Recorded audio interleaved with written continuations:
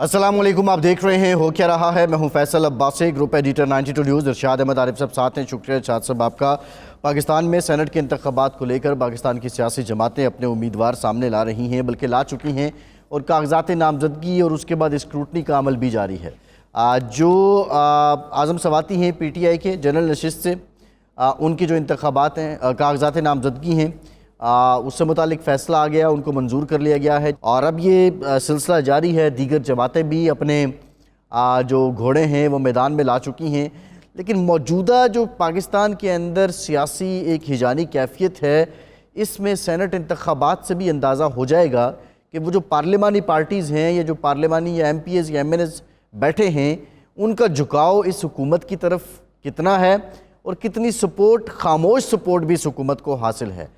پاکستان تحریک انصاف کے شیر افضل مروت نے یہ دعویٰ کیا ہے کہ جو فارورڈ بلاک ہے وہ پنجاب میں بن گیا ہے، سنی اتحاد کونسل میں یا پی ٹی آئی میں، جبکہ پی ٹی آئی یہاں کے پنجاب کے رہنما اس بات کی تردید کرتے نظر آتے ہیں، لیکن وہ ایک ٹھنڈی اپوزیشن ضرور نظر آتی ہے پنجاب میں سنی اتحاد کونسل کی طرف سے، پی ٹی آئی کی طرف سے۔ نہ شیڈو کیبنٹ بن سکی، نہ کوئی بڑے پیمانے پہ کوئی احتجاج ہو سکے، بالکل ایک سموتھ سیلنگ مریم نواز صاحبہ کی نظر آتی ہے۔ پاکستان کے جو اس وقت داخلی معاملات ہیں، خارجہ کے معاملات ہیں، اس پہ افغانستان سے متعلق ایک تناؤ پایا جاتا ہے۔ یہ ریزن کیا ہے، اس کا حل کیا ہے، آج کے پروگرام میں اس پر کچھ ڈیٹیل گفتگو بھی کریں گے۔ لیکن ارشاد صاحب، موسٹ امپورٹنٹ جو بات ہے وہ پاکستان کے معاشی بحران ہے، اور اس میں اب اصلاحات اور ریفارمز کے لیے پرائم منسٹر صاحب نے جو ایک روایت رہی ہے کہ جو اقتصادی رابطہ کونسل ہوتی ہے، اکنامک کوارڈینیشن کمیٹی، اس کی سربراہی، اس کے چیئرمین پرائم منسٹر ہوا کرتے ہیں، وہ انہوں نے ساری آنرشپ، وہ چیئرمینشپ وزیر خزانہ کو دے دی ہے۔ یعنی اب یہ بات طے ہو چکی ہے کہ جو اصلاحات ہونی ہیں اکنامک رولز کے تحت وہ ہوں گی، یہاں پہ کسی قسم کی کوئی پولیٹیکل معاملہ نہیں دیکھا جائے گا، سیاست کو نقصان ہوتا ہے تو ہو، یا کوئی اور ریزن بھی ہے ارشاد صاحب؟ اچھا، پہلی بات تو یہ ہے کہ یہ افغانستان کا جو ایشو ہے، یہ ہمیں اس طرح سے ہم ڈسکس نہیں کر رہے جتنی اس کی شدت اور سنگینی ہے۔ ہمارے لیے یہ صرف خارجہ پالیسی کا ایشو نہیں ہے، ہماری داخلی پالیسی بھی اس سے جڑی ہوئی ہے، خاص طور پر جب یہ دہشت گردی کا ایشو آتا ہے اور ٹی ٹی پی کا ایشو آتا ہے، تو اس سے تو ہم آگے چل کے ڈسکس کرتے ہیں۔ اکنامک کوارڈینیشن کونسل کا جو معاملہ ہے ایسا نہیں ہے، اتنا سادہ نہیں ہے کہ شہباز شریف صاحب نے خود دے دیا ہو، وزیر خزانہ کے حوالے کر دی ہو، پہلے نوٹیفیکیشن جاری، کوارڈینیشن کمیٹی، وہ روانی میں کونسل نکل گیا، جی اقتصادی رابطہ کمیٹی، جی، تو کمیٹی وزیر اعظم نے پہلے جو نوٹیفیکیشن جاری ہوا اس کی سربراہی وزیر اعظم کے پاس تھی، اور یہ ہمارا ماضی کا تجربہ بھی یہی ہے، ماضی میں بھی ایسا ہوتا ہے، لیکن بعد میں 24 گھنٹے کے اندر اندر وہ کینسل ہوا اور نیا ایک نوٹیفیکیشن جاری ہوا جس میں وزیر اعظم صاحب بھی اس کمیٹی سے غائب ہو گئے، اور اس کمیٹی کے ایک ممبر اور جو سب سے اہم ترین شخص ہیں شریف خاندان میں اور مسلم لیگ میں، اسحاق ڈار صاحب، جن کو ممبر بنایا گیا تھا، وہ بھی اس کمیٹی سے غائب ہو گئے۔ وزیر اعظم اب اتنے بھی بااختیار نہیں ہیں کہ وہ جس کو چاہیں نومینیٹ کر دیں اور جس کمیٹی کی سربراہی خود سنبھال لیں، بلکہ انہیں یہ فیصلے کرتے ہوئے کچھ سوچنا پڑے گا، اور اگر وہ فیصلہ اپنی مرضی سے کریں گے تو وہ ریورس بھی ہو جائے گا، جس طرح ارسا والا ہوا اور جس طرح یہ ہوا ہے، اور پتہ نہیں آگے چل کے اور کہاں کہاں ان کو اپنے فیصلے واپس لینے پڑیں گے یا فیصلے نہیں کرنے پڑیں گے۔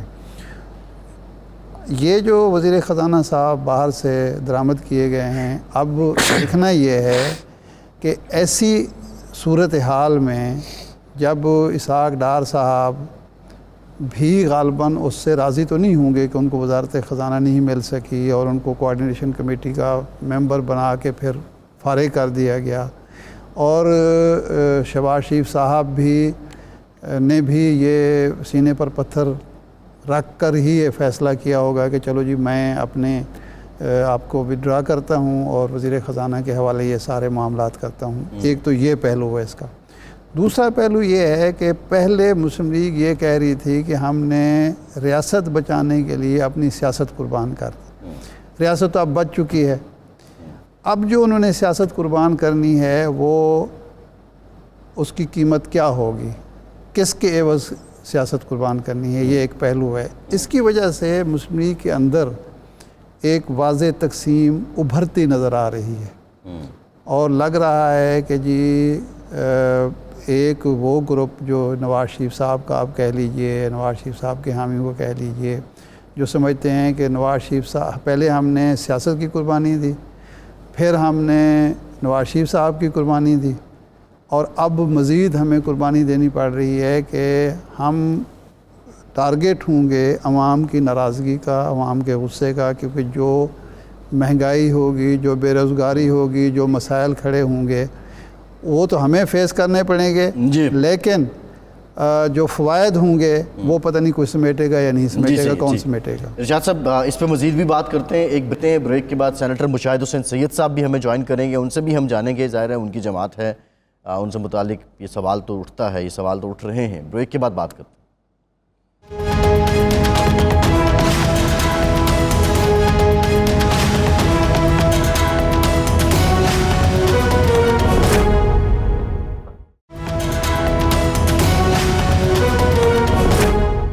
بریک کے بعد ایک بار پھر سے پروگرام میں آپ کا خیر مقدم کریں گے۔ ہمیں جوائن کیا ہے پاکستان کے سینئر سیاستدان سینیٹر مشاہد حسین سید صاحب نے، بہت شکریہ مشاہد صاحب آپ کا۔ جی مشاہد صاحب، یہ بتائیے گا جو ریسنٹلی اب افغانستان اور پاکستان کے درمیان ایک تناؤ کی سی کیفیت ہے، آپ کیا سمجھتے ہیں کہ یہ جو معاملات ہیں اس میں بگاڑ کہاں سے شروع ہوتا ہے؟ ایک تو آپ کو فیصل صاحب اور ارشاد عارف صاحب کو میرا بڑا السلام علیکم، اور آپ کے سارے ویوز کو میری طرف سے رمضان مبارک۔ دیکھیں جی، بگاڑ شروع ہوتا ہے کہ ہمارے ہاں مجھے لگتا ہے کہ اسٹریٹجک کلیئرٹی نہیں ہے کہ کیا ہماری افغان پالیسی ہونی چاہیے اور کس طرح ہم نے ان سے ڈیل کرنا ہے۔ مجھے تو لگتا ہے کہ 3 سالوں میں 3 مختلف پالیسیز آئی ہیں۔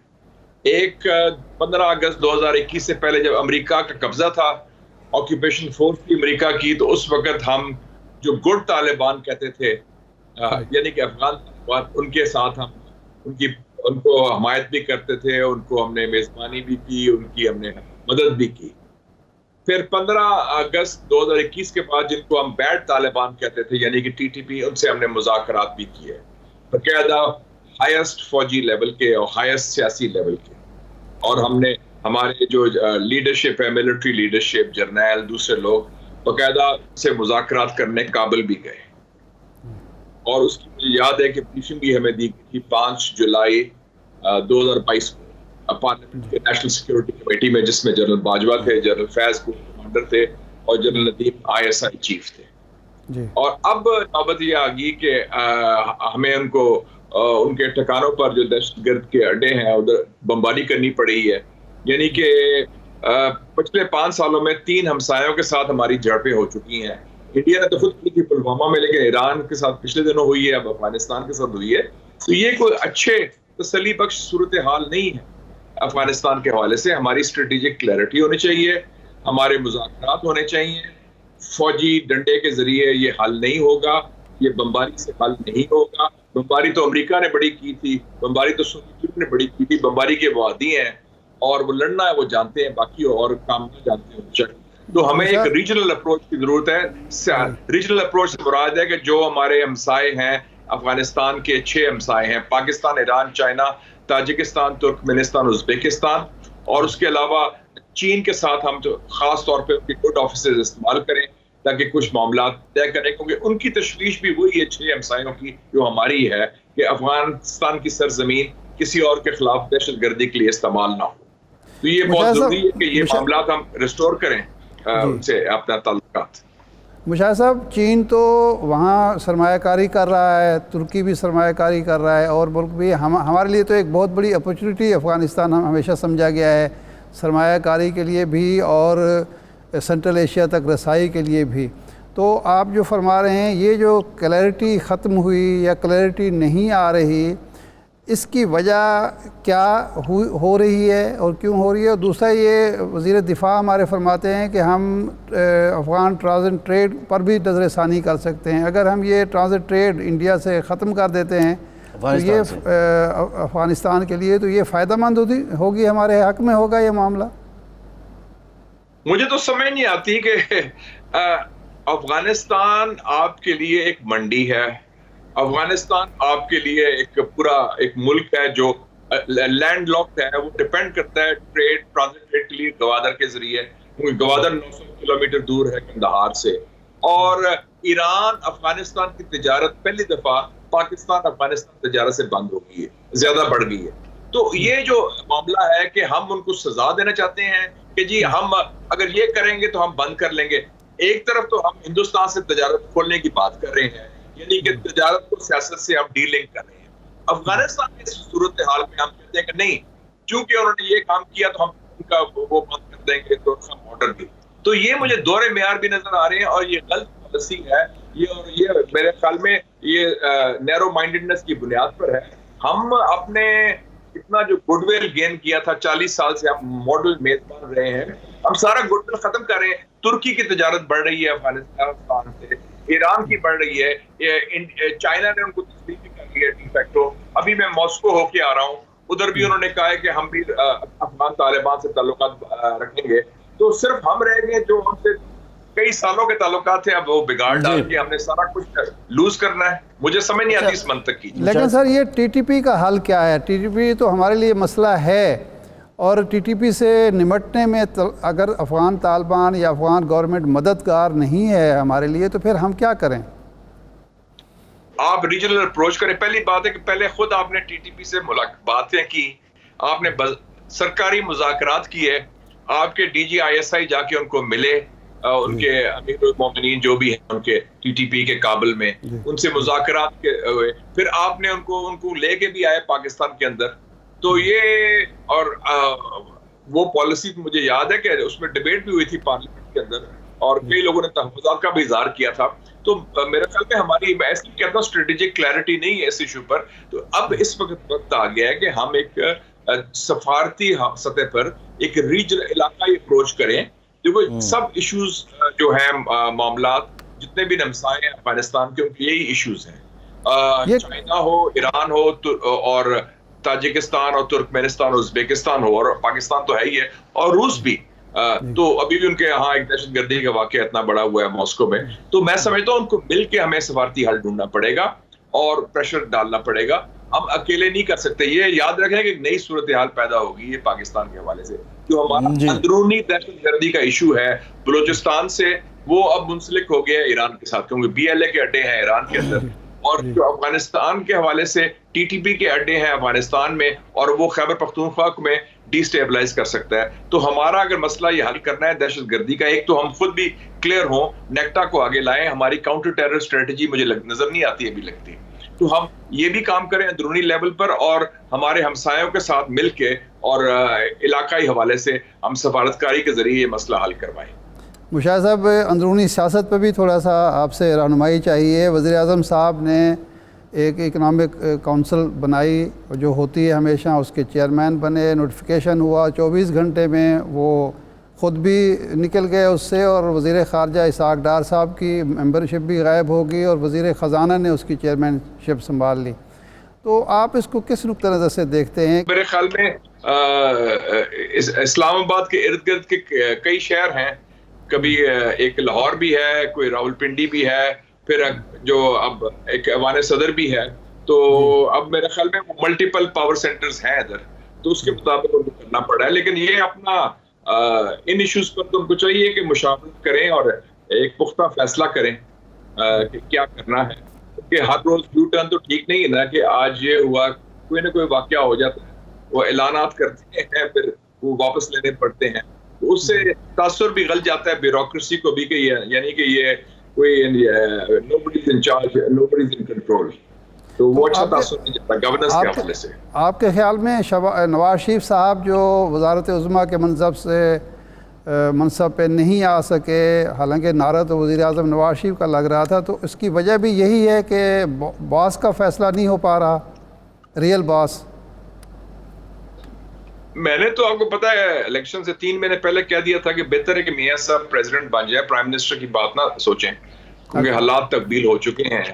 اور جو گراؤنڈ, میں نے تو پبلکلی کہا بھی تھا کہ جو زمینی حقائق بھی تبدیل ہو گئے ہیں, اور جو ہمارا سسٹم بھی اب ہائیبرڈ پلس سسٹم بن گیا ہے, تو اس میں ایک بہت جو بہت دبنگ اور بہت مضبوط، اور جس طرح میاں صاحب نے حکمرانی کی اپنے زمانے میں کہا کہ کھل کے 2/3 میجورٹی کے ساتھ، اب شاید اس کی گنجائش نہیں رہی. اب ایک بدلا ہوا پاکستان اور اس بدلے ہوئے پاکستان میں ایڈجسٹ کرنا ہوگا. بتائیے اب جو بدلا ہوا پاکستان ہے اس میں بانی پی ٹی آئی اور نواز شریف، کیا یہ دونوں مائنس ہو چکے ہیں، یہ سمجھ لیا جائے؟ نہیں دیکھیں جی، جتنی دیر سیاستدان زندہ رہتا ہے اور وہ ایکٹیو ہے پالیٹکس میں، وہ مائنس نہیں ہو سکتا. ہی ول ریمین ریلیونٹ. تو اس میں کسی کو مائنس نہیں سمجھتا کہ وہ ہے، بلکہ یہ ہے کہ ہمارے سسٹم میں اب دو انٹرسٹنگ قوتیں آ گئی ہیں. ایک بڑا ایک سرکاری سسٹم بن گیا ہے جس میں ساری پارٹیز ایک قسم کی مرج ہو گئی ہیں، اس میں سارے اکٹھے ہیں. اور ایک ہے باہر عوامی قوت، وہ علیحدہ ہے، اس سسٹم کے باہر ہے. تو بس یہ ابھی تک ہے، اور ابھی تھوڑا بہت ان کا نوک چوک چلتی رہے گی، لیکن کوشش یہ بھی ہو رہی ہے کہ جو عوامی قوت ہے اس کو بھی سسٹم کے اندر لایا جائے کس طریقے سے. وہ اس میں تو آگے ہیں، کے پی میں تو آگے ہیں، ایک صوبہ تو ان کو مل گیا ہے، لیکن ابھی تک معاملات پوری طرح طے نہیں ہوئے، تو اس لیے مسئلہ چل رہا ہے. Rules of the game set نہیں ہوئے. مشاہد صاحب، یہ جو سرکاری سسٹم اور عوامی قوت کے درمیان کشمکش ہے، آپ ایک تجزیہ کار کے طور پر ایک آپ کی گہری نظر ہے سیاسی معاملات پہ، یہ آخری رخ کیا اختیار کرتے نظر آ رہے ہیں؟ عوامی قوت غالب آئے گی یا سرکاری سسٹم بالآخر کامیاب ہوگا اور عوامی قوت کو دبا دیا جائے گا؟ عوامی قوت اگر واقعی عوامی ہو، اس کے جڑ ہو عوام میں، اور عوام کی اکثریت اس کی حمایت کرے، اور اس میں ہمت بھی ہو، اس میں قوت بھی ہو، اور اس میں کیپیسٹی بھی ہو کہ وہ قائم رہے، تو اس کو ختم کرنا آسان نہیں ہوتا. یہ ایک لیسن ہے. اور عوامی قوت چاہے زمانے میں پیپلز پارٹی تھی، ذوالفقار علی بھٹو کی پھانسی بھی ہوئی، ان کو باہر بھی رکھا گیا، پھر وہ واپس آ گئی. میاں صاحب کو ملک بدر بھی کیا گیا تو وہ بھی واپس آ گئے. جو عوامی قوت ہوتی ہے وہ اس کا خاتمہ سرکاری طریقے سے اور نوٹیفکیشن سے نہیں ہو سکتا. شاید صاحب یہ بتائیے گا جی، لیکن اس کے لیے عوامی قوت کو نومبر کا انتظار کرنا پڑے گا، ٹرمپ کا انتظار کرنا پڑے گا، یا ہم اپنے طور پر ہی عوامی قوت کو تسلیم کر کے حالات کا رخ موڑیں گے؟ میرا تو ہمیشہ ویو رہا ہے کہ ہم 2-3 چیزیں ہیں کہ بہتر ہو کہ ہم پرانی غلطیاں نہ دہرائیں، غلطیاں کرنی ہیں تو نئی غلطیاں کریں. دوسرا بات ہے کہ پاکستان کی سیاست کے فیصلے ہم خود کریں. آپ دیکھیں نا، جب ہم نے باہر کی قوت انوالو کرتے ہیں، 1977 میں جب پی این اے اور پیپلز پارٹی کی گڑبڑ شروع ہوئی تو ریاض الخطیب صاحب سعودی سفیر آئے، اور ہم ایک دوسرے سے بات نہیں کرتے. آپ نے دیکھا اس کا انجام کیا ہوا. 1988 میں جب آئی جی آئی بنی اور پھر لڑائی ہوئی اور بے نظیر پاور میں آ رہی تھی، اس کو روکا جا رہا تھا آئی جی آئی کے ذریعے، تو پھر امریکہ سے 2 نمائندے آئے تھے. آپ کو یاد ہے، رچرڈ آرمیٹاج اور رچرڈ مرفی، اور انہوں نے دباؤ ڈالا صدر غلام اسحاق پا، اور اسمبلی سیشن کال ہو گیا، پھر وہ ہو گیا.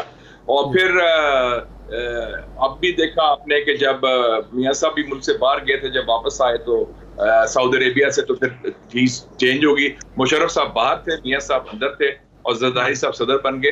تو بہتر ہو کہ یہ فیصلے ہم خود کر لیں، نسبت کہ ٹیلی فون کال آئے یا باہر سے دباؤ آئے. نہیں، اب بھی کوئی نمائندہ آ رہا ہے مشاہد صاحب؟ اب بھی کوئی نمائندہ آ رہا ہے؟ ابھی فی الحال تو نہیں آ رہا، لیکن اگر حالات ایسے رہے تو ظاہر ہے کہ ایک تو عدم استحکام رہے گا، دوسرا یہ ہے کہ انویسٹمنٹ کا مسئلہ رہے گا. ہم جو چاہتے ہیں کہ باہر کی انویسٹمنٹ آئے، معیشت ٹھیک ہو. اور تیسرا پھر یہ جو 8 فروری سے پہلے جو اسکرپٹ تھی، اگر وہ فالو کی گئی تو اس سے ملک میں تو پھر وہ بحران کی کیفیت رہے گی، جو ملک کے لیے اچھا نہیں. میرے خیال میں مجھے خوشی ہوئی کہ ایس آئی ایف سی کی میٹنگ میں سارے وزیر اعلیٰ اکٹھے ہوئے. پچھلے ہفتے ایک فوٹو بھی آئی تھی جس میں کے پی، پنجاب اور بلوچستان اور سندھ کے وزراء اعلیٰ 3 مختلف پارٹیوں کے ایک ہی صف پر، ایک ہی لائن پر کھڑے ہیں وزیر اعظم صاحب کے ساتھ. تو یہ اچھی بات تھی کہ کم سے کم معیشت پر ان کا معاہدہ ہو گیا، یا معیشت پر اتفاق ہو گیا. تو یہ ماڈل جو ہے ایس آئی ایف سی کا، اگر ہم ایکسٹینڈ کر لیں سیاست میں تو کیا اچھا نہیں ہوگا ملک کے لیے؟ اچھا سر، یہ جو کانگریس کمیٹی کی ہیئرنگ ہوئی اور اس کے ہمارے سامنے آیا، یورپی یونین کی طرف سے کچھ باتیں ہو رہی ہیں، تو یہ بھی کوئی اثر انداز ہوں گے ان موجودہ حالات پہ؟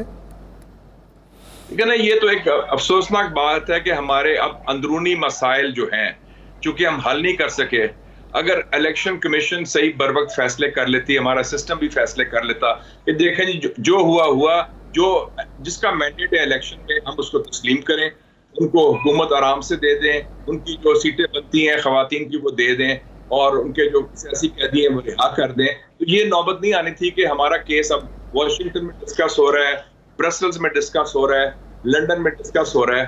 تو اب کیا رہ گیا کہ آپ کے الیکشن کے بارے میں ڈسکشنز پورے دنیا میں ہو رہی ہے, تو وہ ہمارے لیے تو اس کا مطلب ہے باعث کمزوری ہوگا نا, باعث تقویت تو نہیں ہوگا نا. سوال تو یہ ہے کہ جو مشاہد صاحب وہ بات بالکل ٹھیک ہے کہ اپنے کپڑے جو ہیں وہ ہم دوسروں کی چوکھٹ پہ جا کے رکھیں گے, دھوئیں گے, تو پھر وہ کوئی اچھی بات تو نہیں ہے. لیکن اس کے لیے وہ لوگ جو ایک جانب امریکی مداخلت کے خلاف ہیں اور دوسری جانب وہ امریکی کانگریس کے لیے لابنگ کرتے ہیں, معاملات کو لے کر جاتے ہیں, تو کیا وہ ایکسپوز نہیں ہو رہے؟ وہ جو آپ جس عوامی قوت کی بات کر رہے ہیں, عوام کیا اس چیز کو نہیں سمجھ پا رہے؟ دیکھیں جی اس وقت there are no rules at all, anything goes. جس کو انہوں نے امریکی کارڈ استعمال بھی کیا ہے سکسیسفلی کہ ہمارے خلاف امریکہ نے یہ کیا, اور اس کے ساتھ امریکی کانگریس میں لابنگ بھی کرائی, چونکہ ان کا ڈائسپورا ان کے ساتھ ہے, انہوں نے پیسہ بھی خرچ کیا, لابنگ بھی کی. امریکہ میں لابنگ کام کرتی ہے, تو کہ ہمارا مقصد ہے کہ ہم دباؤ ڈالنا, جو بھی ذریعہ ہو ہم دباؤ ڈالتے ہیں. تو یہ افسوسناک بات ہے. بہتر ہوتا کہ پاکستانی خود پاکستان کے اندر مل بیٹھ کے اپنے فیصلے کریں. مجھے تو یہ دکھ ہوتا ہے کہ ہم کسی کانگریس مین کو کہیں یا سینیٹر کو کہیں کہ کسی باہر کے سفارتکار کو کہیں کہ ہماری صلح کراؤ یا ہماری بات چیت کراؤ, اگر ہم خود نہیں کر سکتے. لیکن ہمارا المیہ یہ ہے کہ ہمارے سیاسی جماعتوں میں بھی خود رولز آف دا گیم نہیں ہے, اور ماضی میں بھی یہ ہوتا رہا, اور وہی غلطیاں ہم دہرا رہے ہیں انفارچونیٹلی اس صورتحال میں. یہ افسوسناک پہلو ہے. جی مشاہد صاحب, اب آپ کے راستے مسلم لیگ سے الگ ہو چکے ہیں یا آپ ابھی مسلم لیگ میں ہیں؟ ایک نئی پارٹی شاہد خاقان عباسی صاحب بنا رہے ہیں, اس کے حوالے سے بھی آپ سے کوئی رابطہ کیا گیا یا مشاورت میں آپ شریک ہو رہے ہیں؟ 1937 میں میرے والد صاحب کرنل امجد حسین سید صاحب مسلم اسٹوڈنٹس فیڈریشن کی طرف سے گئے تھے Lucknow session all India Muslim league کے, قائد اعظم کے ساتھ کام کیا, حمیز نامی صاحب ان کے ساتھ تھے. پھر 1940 میں بھی وہ تھے. تو اور میری والدہ زنانہ مسلم لیگ میں تھیں 1944 میں, 45 میں, 46 میں, اور چندہ مانگتی تھی مادر ملت کے بحاف میں. تو ہمارے ہیں تو مسلم لیگ تو ہمارے ڈی این اے میں ہے جناب. اور مسلم لیگی سوچ, مسلم لیگی کلچر, اور اس میں قائد اعظم علامہ اقبال اور مادر ملت فاطمہ جناح جو ہمارے فاؤنڈرز ہیں پاکستان کا, تو وہ ہمارا نہیں. مسلم لیگ تو آپ کے خون میں شامل ہے. میں کہہ رہا ہوں کہ مسلم لیگ یہ پرانی ہو گئی ہے, اگر ماڈرن ایڈیشن کوئی مسلم لیگ کا آتا ہے. نون کی بات کر رہے ہیں مسلم لیگ ایڈیشن. اچھا ہاں, اس وقت جی کوئی سیاسی جماعتیں فعال نہیں رہی. اب پوری سیاسی جماعتیں غیر فعال ہو گئی ہیں. وہ ایک سیاسی سرکاری سسٹم میں مرج ہو گئی. اب وہ سرکاری سسٹم کا حصہ ہیں. پچھلے اپریل 2022 کے بعد ساری جو سسٹم ہے نا اس میں سارے سب شامل ہو گئے سرکاری سسٹم میں. کوئی اپنا پارٹی کا کوئی ایسا میرے خیال میں کوئی وجود نہیں ہے. کوئی سیاست نہیں ہو رہی, پارٹی پالیٹکس نہیں ہو رہی. وہ صرف اپنا حکومت ہو رہی ہے اور ان کو وہ کام چلا رہے ہیں. وہ جو جس قسم کی پارٹیز کی آپ بات کرتے ہیں فی الحال وہ میرے خیال میں ٹل فردر آرڈرز وہ معطل ہے. اپنے چاہے خود یا کہا گیا یا خود کر لیا, اس پہ کوئی فعال نہیں. تو ایسے میں شاہد خاقان عباسی صاحب اگر پارٹی لاتے ہیں مشاہد صاحب, تو آپ سمجھتے ہیں کہ وہ پارٹی لوگوں کو راغب بھی کرے گی, اور شاہد خاقان عباسی صاحب اتنے آئیکونک فگر بھی ہیں کہ وہ ایک مقبول لیڈر بھی بن جائیں گے؟ شاہد خاقان عباسی صاحب سے میری اس سلسلے میں کوئی زیادہ بات نہیں ہوئی. جب وہ پارٹی لانچ کریں گے, اگر وہ لانچ کریں گے تو پھر اگر وہ میرے سے گفتگو کریں گے تو میں اپنا مشاہدہ ضرور دے دوں گا. انشاءاللہ میں حاضر ہوں ان سے گفتگو کرنے کے لیے, اور بھی کوئی لانچ کرے گا اگر کوئی. تو ابھی تو فی الحال تو یہ ہے کہ ایک سرکاری سسٹم ہے اور اس کے ساتھ ایک عوامی قوت ہے. ابھی تو یہ ہے. آخری سوال چونکہ آپ کے پاس ارشاد عارف صاحب آپ بڑے سینئر ہیں. ارشاد عارف صاحب آپ کو یاد ہوگا کہ 1970 میں ذوالفقار علی بھٹو نے کہا تھا there are 3 political forces, Peoples Party, Awami League and the military. یاد ہے انہوں نے فوج کو بھی کہا تھا پہلی دفعہ. اور تو اب اس وقت 2 پولیٹیکل میجر فورسز ہیں. ایک سرکاری سسٹم ہے وہ بھی پولیٹیکل فورس ہے, اور ایک عوامی قوت ہے وہ بھی پولیٹیکل فورس ہے. تو دیکھتے ہیں کہ تیسری کی کی گنجائش بنتی ہے. نہیں، اب اس میں آخری سوال، یہ ایسی صورتحال میں شہباز شریف صاحب اس ہائبرڈ نظام کو کامیاب کرنے کی اور معاشی بحران پر قابو پانے کی اہلیت صلاحیت رکھتے ہیں، کر سکتے ہیں؟ شہباز شریف صاحب کے لیے سب سے مشکل پہلو میرے خیال میں یہ ہے کہ ان کو ایک ٹرانزیشن کرنی ہے ماڈل ٹاؤن لاہور سے مرگلا ہلز اسلام آباد. اچھا، بہت بڑا لمبا راستہ ہے، کیونکہ ماڈل ٹاؤن اسلام آباد سے جب آپ گورنمنٹ چلاتے ہیں ایز چیف منسٹر، وہ چڑی نہیں پھٹتی. آپ ایسے کرتے ہیں تو کام ہو جاتا ہے، ایسے کرتے ہیں تو چیف سیکرٹری آ جاتا ہے، ایسے کرتے ہیں تو بندے صاف ہو جاتے ہیں یا آئی جی آ جاتا ہے. مرگلا ہلز اسلام آباد بڑا ایک مختلف قسم کی ٹرین ہے، ادھر ہر قسم کے لوگ رہتے ہیں. ادھر آپ پارا بھی ہے، ایوان صدر بھی ہے، ڈپلومیٹک کور بھی ہے، 10 میل ریڈیس میں جی ایچ کیو بھی اب نزدیک آ رہا ہے، ہمارے E11 میں آ رہا ہے. تو وہ اس میں گزارا کرنا اتنا آسان نہیں ہے. پنجاب میں تو 1 ونڈو آپریشن ہوتا ہے نا ماڈل ٹاؤن. تو ماڈل ٹاؤن لاہور سے وہ جو سفر طے کرنا ہے، سیاسی سفر اور نفسیاتی سفر مرگلا ہلز تک، وہ ابھی تک لگتا ہے کہ وہ ابھی کافی طویل سفر ہے اور وہ ابھی طے کرنے کی کوشش کر رہے ہیں. تو لیٹس سی کتنے کامیاب. ابھی تو پہلے 2 ہفتے ہوئے ہیں، 2 ہفتے میں بھی 3-4 واقعات ہو گئے ہیں. کوئی ارتا کا ہو گیا، کوئی ECC کا ہو گیا، کوئی ایچسن کالج کا ہو گیا، کوئی انڈیا پالیسی کا ہو گیا، تجارت کا بھی. تو ایک دم کافی چیزیں جگہ بعد دیگرے آ گئی ہیں. تو ابھی وہ اس کو کنٹرول کرنے میں ٹائم لگے گا. نواز شریف صاحب کی پاکستان موجودگی میں یہ سفر طے ہو سکتا ہے؟ نہیں، بالکل ہو سکتا ہے. نواز شریف صاحب نے تو کامیابی سے کر لیا تھا یہ سفر. وہ تو ماڈل ٹاؤن لاہور سے مرگلا ہلز آ گئے تھے، بلکہ انہوں نے یہ سفر 3 دفعہ طے کیا تھا ماشاءاللہ. اور کیونکہ وہ مکمل نہیں کیا انہوں نے بھی، لیکن کم سے کم طے تو کر لیا تھا نا. وہ پہنچ تو گئے تھے جی، چاہے وہ موٹر وے سے آئے یا GT روڈ سے آئے، بٹ وہ آ گئے تھے. لیکن وہ زیادہ تر موٹر وے سے ہی آئے تھے. تو انہوں نے اپنی آسانی کے لیے موٹر وے خود بنا لی تھی اپنی آسانی. بالکل، وہ زیادہ اسموتھ ایزیئر ہے، فیسیلیٹیشن اچھی ہو جاتی ہے. لیکن جب وہ واپس آئے تھے تو تب GT روڈ سے آئے تھے. واپس پھر GT روڈ سے آئے تھے. GT روڈ میں بڑے کھڈے بڑے ہیں اور ذرا پرابلمز ہوتے ہیں اور ایکسیڈنٹس کا زیادہ خطرہ ہوتا ہے. لیکن ان کو سیاسی زندگی GT روڈ نہیں دی تھی مشاہد صاحب، موٹر وے نے نہیں. ہاں، وہ تو آپ کو یاد ہوگا کہ 17 اپریل کا مشورہ میرا تھا 1993 کا کہ میاں صاحب استعفیٰ نہ دیں اور اب نہ بھاگیں. لوگوں نے کہا تھا استعفیٰ دے دیں، لوگوں نے کہا تھا کہ اسمبلی توڑ دیں. میں کہا نہیں، ڈونٹ ریزائن، گیٹ سیکڈ، اور پھر آپ عوامی لیڈر، سرکاری لیڈر سے عوامی لیڈر بنیں گے. میرا مشورہ انہوں نے قبول کیا اور 18 اپریل 1993 کو جب غلام اسحاق خان نے ان کو نکالا تو وہ میں نے آتے حاکم کو مبارکباد دی. میں کہا مبارک ہو میاں صاحب. سب لوگ ڈرے بیٹھے تھے PM ہاؤس میں فرسودہ. میں کہا یہ کلوں کی جیسے کلوں میں آئے ہوتے ہیں. میں کہا یہ بڑی مبارک ہو، آپ تو عوامی لیڈر بن گئے ہیں، you are now popular leader. اور that was a turning point. جی مشاہد صاحب، بڑی انٹرسٹنگ گفتگو چل رہی تھی، لیکن وقت کم ہے، ابھی کہیں جانا ہے. بہت شکریہ آپ کے وقت کا سینیٹر مشاہد حسن سید صاحب آپ کا. ایک بریک کے بعد دوبارہ حاضر ہوتے ہیں.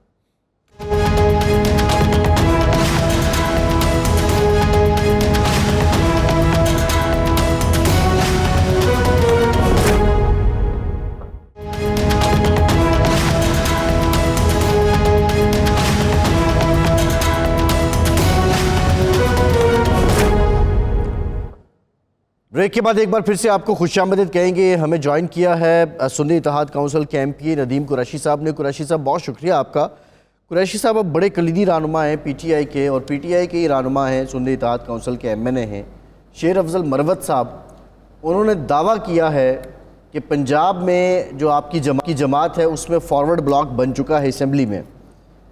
ویسے تو تردید ہو رہی ہے، لیکن یہ دعویٰ انہوں نے کیوں کیا؟ کیا کوئی ٹولیاں، کوئی گروپ موجود ہیں، کوئی اختلاف موجود ہے جو پارلیمانی پارٹی ہے پنجاب کی؟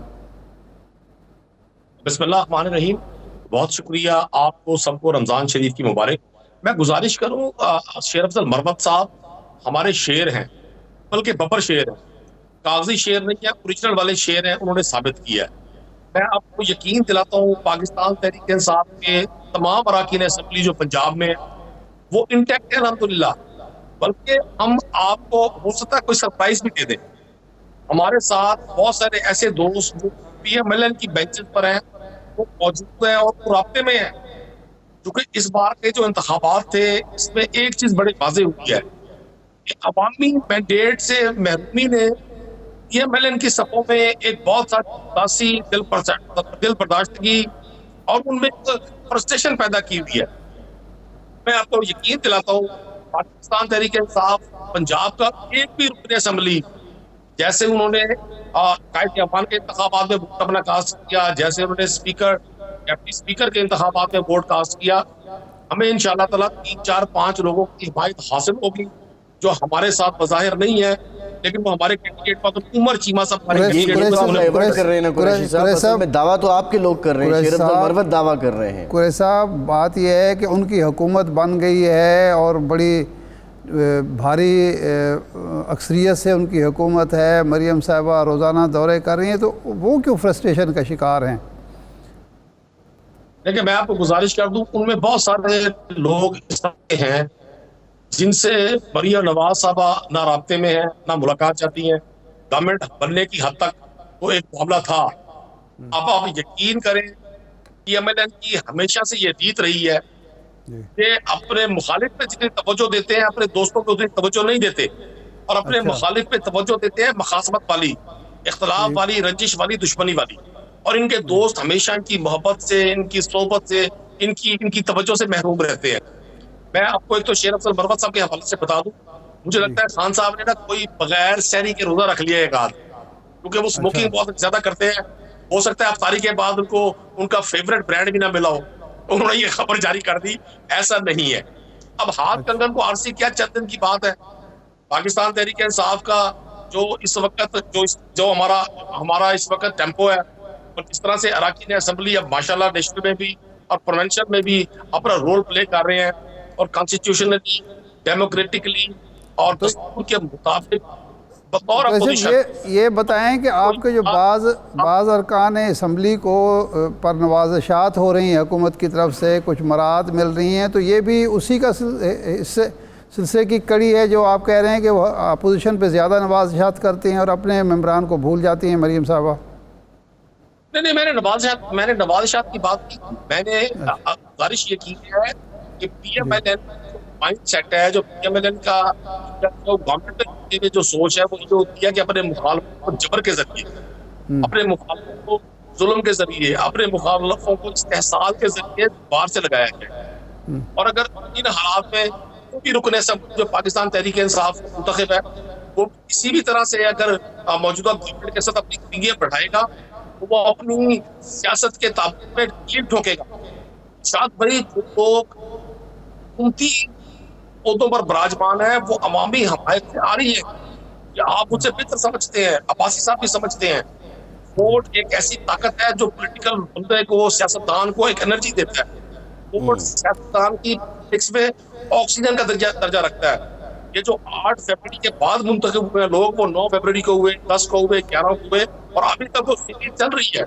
ان کے پاس نہ وہ اخلاقی طاقت ہے. لیکن قریشی صاحب سوال یہ ہے کہ دیکھیں جو اصل بات ہے, وہ ان کی خامی ہے, خوبی ہے, وہ حکومت میں وہ آپ کے ایک مخالف جماعت ہے, لیکن آپ کی طرف سے اعلان کیا گیا کہ ہم شیڈو کیبنٹ بنائیں گے, وہ نہیں بن سکی. اپوزیشن لیڈر کے لیے بھی پہلے ایک نام اور آیا, پھر احمد خان بچر صاحب کا نام آ گیا. یہ سارے جو تضادات ہیں, کیا آپ کی جو پارلیمانی پارٹی ہے, جو پنجاب میں آپ MPAs ہیں سنی اتحاد کونسل کے, آپ کو ہیڈ کون کر رہا ہے, آپ کس کے انسٹرکشنز پہ چل رہے ہیں؟ اور دوسرا, اگر آپ اتنے متحد ہیں تو پھر وفاق سے آپ ہی کا بندہ اٹھ کے ایسی بات کیوں کر دیتا ہے کہ جو بالکل جس کا فائدہ صرف اور صرف آپ کے مخالفین کو ہے؟ دیکھیں میں آپ کو ایک بڑی واضح گزارش کر دوں. شیر افضل مروت صاحب نے جو چیز فرمائی تھی, یہ کہا تھا کہ میں خدشے کا اظہار کرتا ہوں. ایسا ممکن ہے, اور ظاہر ہے آپ نے دیکھا 2008 جب شہباز شریف وزیر اعلیٰ بنے تھے پنجاب میں, PMLN کا ایک بہت بڑا گروپ تھا, محمد حنیفہ کی ایک فارورڈ بلاک بنایا تھا کیونکہ ان کے پاس اکثریت تھی اس وقت اسمبلی میں, اور اس فارورڈ بلاک کو اپنے ساتھ انگیج کیا اور اپنی گورنمنٹ چلائی. یہ وتیرہ ہمیشہ سے رہا, اور میں نہیں سمجھتا اب جو لوگ ان کے مخالف بینچز میں بیٹھے ہیں, اپوزیشن میں بیٹھے ہیں, ہماری صورت میں وہ ان کی کسی نوازشات کے قائد ہوں, ان کی کسی قربانی کے طلبگار ہوں. وہ تو طلبگار ہیں رول آف لا کے, وہ تو طلبگار ہیں اس ملک میں کہ جو یہ سارے لوگ بغیر ووٹ کے منتخب ہو کر, پاکستان کی تاریخ میں پہلی بار یہ ہوا ہے کہ بغیر ووٹوں کے الیکشن ہو گئے. مطلب ووٹ کسی اور کو کاسٹ ہوا، منتخب کوئی اور لوگ. ہم تو ہر جگہ پر اس نظام نے پلس کی اس لیڈرشپ کو ہم پر مسلط کیا، اس کو بے نقاب کریں گے. مجھے یقین ہے کہ شیر افضل مربت صاحب اگر کوئی خبر ہے تو وہ غلط ہے. شیر افضل مربت صاحب نے جو رپورٹ دی ہے صحیح ثابت نہیں ہوگی. جہاں تک بات ہے پنجاب کی پارلیمانی پارٹی، یقیناً عمران خان صاحب ہمارے لیڈر ہیں، تو جیل میں ہیں. جب کسی کا سربراہ مشکل میں ہو اور رابطے میں نہ ہو تو چھوٹے موٹے مسائل تو ہو سکتے ہیں. یقیناً ہمیں دشواریاں ہیں، پریشانیاں ہیں، لیکن ہماری ندیم قریشی صاحب آپ دیکھیں نا، اتوار کے دن خان صاحب نے کال دی کہ یہ آپ لوگ باہر نکلیں گے. ہم نے دیکھا کہ ورکر آپ کے نکلے، کچھ لیڈر بھی نکلے، لیکن بیشتر ایم پی ایز جو تھے وہ غائب تھے، ایم این ایز غائب تھے. اس سے بھی جو لگتا ہے نا کہ کچھ لوگ خاموش ہیں اور کچھ لوگ حکومت سے تعاون کر رہے ہیں، ورنہ وہ منظر عام پر آتے. ورکر پرجوش تھے، نکلے ہوئے تھے، اور بہت کم ہم نے دیکھا کہ ایم پی ایز یا ایم این ایز میدان میں ہوں. شاہ صاحب بڑی سمپل اور سیدھی سی بات ہے. ایسا قطر نہیں ہے کہ کسی نے اگر اتوار کے سیشن میں پارٹ نہیں کیا اس کا حکومت سے رابطہ ہے یا وہ حکومت کو بینیفٹ دینا چاہتا ہے. پاکستان تحریک انصاف کے جتنے اراکین اسمبلیاں درجنوں ایف آئی آر پر ہیں 1 سال سے، اور اس سے پہلے جب یہ گورنمنٹ 30 مئی جب ہوا، جب پنجاب میں گورنمنٹ ہماری تھی اور رانا ثنا صاحب وزیر داخلہ تھے، اس وقت سے جو اذیتناک سفر شروع ہوا انصاف کی لیڈرشپ کے لیے وہ ابھی تک ختم نہیں ہوا. میں نہیں سمجھتا کہ تحریک انصاف کا کوئی رکن اسمبلی کسی بھی طرح سے کمپرومائزڈ ہے. ہم اگر کسی جگہ پر لوگ نہیں بھی پہنچ سکتے ہوں گے، ان کی وجوہات ہو سکتی ہیں. ہم اس بات پر بالکل قائل ہے کہ جو پارٹی کی لائن ہے، جو پارٹی کا حکم آئے گا، ہمارا نمبر 1 اس وقت ہے کہ عمران خان یہاں ہو.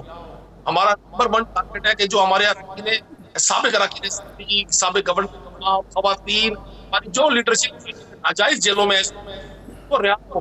سر رمضان المبارک ہے، لوگ اپنے سر و پار کر رہے ہیں. 1 سال سے لوگ بے گناہ جیلوں میں موجود ہیں.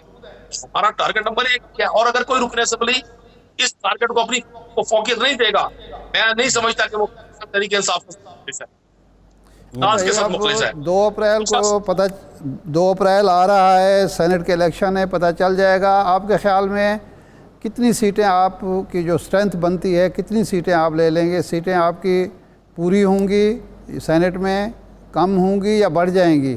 آپ کہہ رہے ہیں نا کہ ایم این اے اپنا مسلم لیگ نون کے لوگ آپ کے ساتھ رابطے میں ہیں، تو وہ آپ کے کینڈیڈیٹ کو دیں گے ووٹ؟ میں گزارش کروں، کینڈیڈیچر کی بڑی امپورٹنس ہوگی اس بار. ہمارے چونکہ پنجاب میں حامد خان صاحب کینڈیڈیٹ ہیں، ان کی بڑی ذاتی فٹنگ ہے، ان کی بڑی ذاتی لائکنگ ہے. لائنس کے شعبے میں ان کا ایک بڑا پروگرام ہے، پاکستان میں بڑا کے حوالے سے ان کو عزت کی نگاہ سے دیکھا جاتا ہے. اسی طرح سے عمر چیمہ صاحب آپ گورنر ہیں، نہ حق جیل میں ہیں، نہ حق تکلیف میں ہیں، ڈھائی شستہ شائستہ مینرڈ پڑھے لکھے شخص ہیں. اگر وہ ہمارے کینڈیڈیٹ ہوئے ان کو بھی بہت زیادہ ووٹ ملنے کا امکان ہے. تو میں اگر ہمارے کینڈیڈیٹس کو، ہمارے ایم پی ایس کو پریشر بلٹنا تو ہم ہمارا موجود فکر ہم اس کو بھی ووٹ لیں گے، اور ممکن ہے ہمارے 4-5 ووٹ ہمارے بہتر ہونے کی وجہ سے زیادہ ہو جائے. اچھا خیر، بہرحال یہ دعوے تو ہیں، ٹھیک ہے. بہت شکریہ ندیم قریشی صاحب آپ کے وقت کا. آپ موجود تھے اور بتا رہے تھے، آپ تردید کر رہے ہیں جو شیر افضل مروت صاحب کا جو سٹیٹمنٹ تھی اس کی، کہ یہ ایسا کوئی فارورڈ بلاک نہیں ہے. لیکن ارشاد صاحب میرا سوال یہ ہے کہ جو اب بعد میں آپ صفائیاں دیتے پھریں اور بعد میں آپ دوسروں کی خامیاں گنتے پھریں، لیکن آپ کی اپنی خوبی بیان کرنے سے پہلے ہی آپ کی جماعت کا ہی کوئی شخص آتا ہے اور وہ ایک ایسی سٹیٹمنٹ دے دیتا ہے جس کے بعد ایک نیا بونچال کھڑا ہو جاتا ہے، اور وہ ایک دراڑ یا رفٹ اگر نہیں بھی ہے تو وہ اس کا تاثر ضرور دے دیتا ہے کہ سب اچھا نہیں ہے، یہ لوگ سارے اپنے اپنے وہ لگے ہوئے. مروت صاحب کیا ہوا، مطلب کیوں اس کی نوبت آئی؟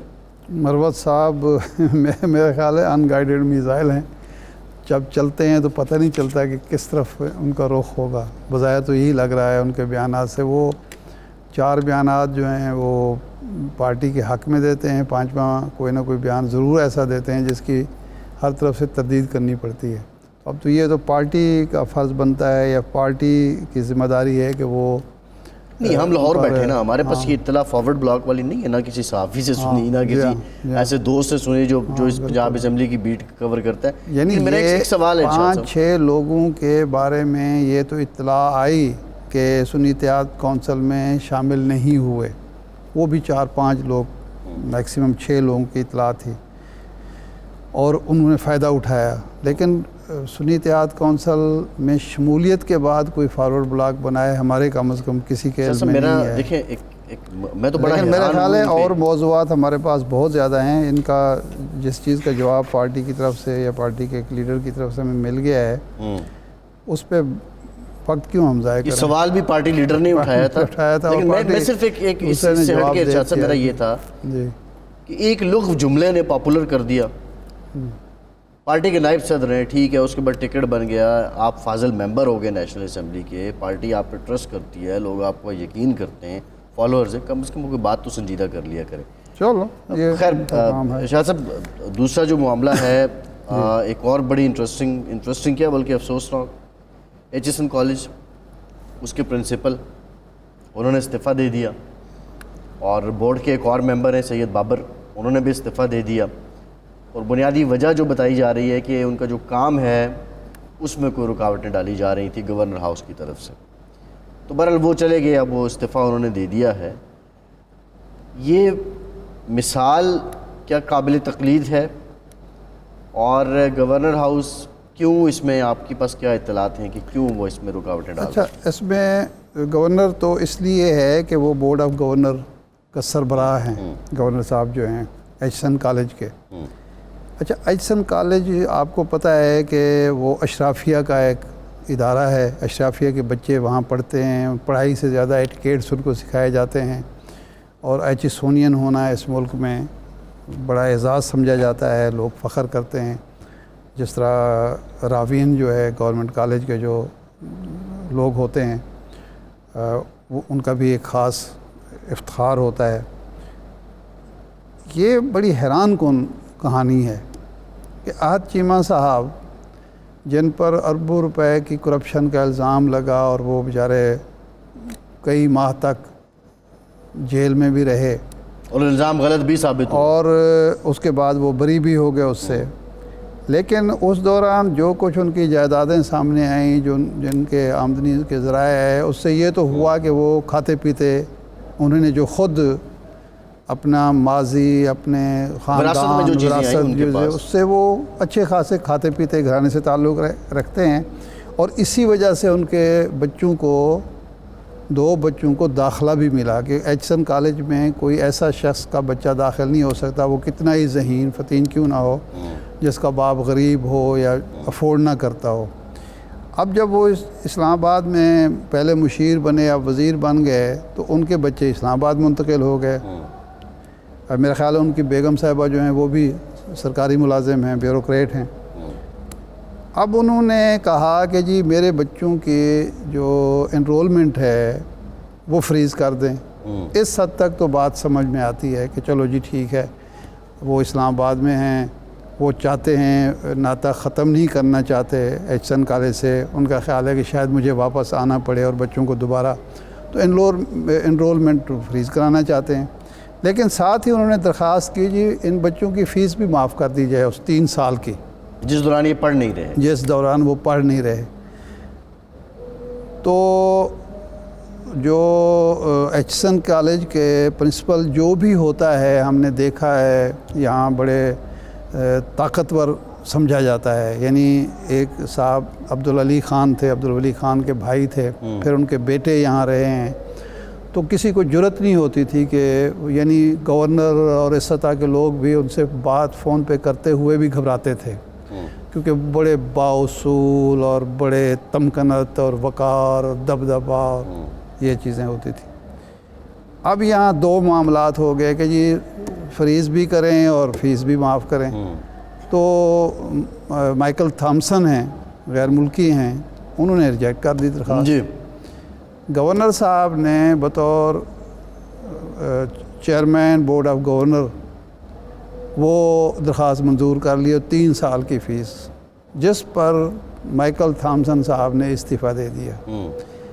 اب سوال یہ پیدا ہو رہا ہے کہ آپ اگر گورنر صاحب کو اس میں مداخلت کرنے کی کیا ضرورت پڑ گئی؟ یا تو یہ ہونا کہ کوئی ذہین بچہ ہوتا ہے، اس کا کوئی میرٹ پہ کوئی ایسی ہے اور وہ باپ جو ہے فیس افورڈ نہیں کر رہا کسی خاص لیکن اب وجہ گورنر کے سے، پاس ایک بٹھایا ہے، اس کے پاس اختیار کرنے کا تو ہے، اختیار ہے، لیکن تو ہے اس کے پاس۔ اختیار کو جوڈیشلی استعمال کرنا، بنیادی سوال یہ ہوتا ہے کہ اس اختیار کو آپ ایمانداری سے، انصاف سے استعمال کریں گے یا کسی کی سفارش پر یا کسی کے دباؤ پر یا کسی کو خوش کرنے کے لیے استعمال کریں گے۔ ٹائم ختم ہو گیا ہے، بہت شکریہ آپ کا، آج ہم سے اتنا ہی، اجازت دیجیے۔